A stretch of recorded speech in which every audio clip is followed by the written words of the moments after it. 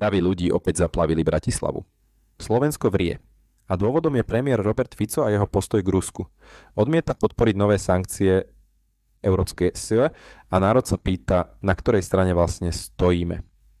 Premiér Fico odmieta nové sankcie, Robert Fico vyhlásil, že Slovensko nepodporí 18. balík sankcií proti Rusku. Ak nám Európske neposkytne energetickú náhradu. Tvrdí, že bez ruského plynu a ropy nás čaká ekonomická samovražda. Podľa jeho slov nemá zmysel zavádzať sankcie, ak tým viac ublížime sebe ako Rusku.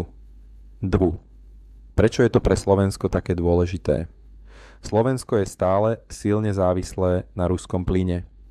Ak by sme stratili prístup k týmto zdrojom, ceny energií by dramaticky stúpli, firmy by zatvárali prevádzky a tisíce domácností by mohli zostať v zime bez kúrenia.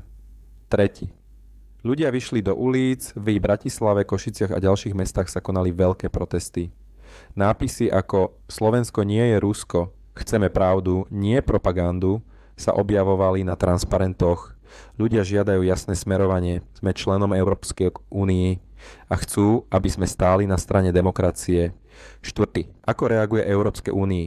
Lídri Európskej únie chcú zaviesť nové sankcie, vrátane tých energetických, ako reakciu na pokračujúcu vojnu a dezinformácie z Ruska. Slovensko však teraz stojí na križovatke medzi ekonomickými obavami a politickými záväzkami. Záver a výzva. Podporujete postoj premiéra Fica?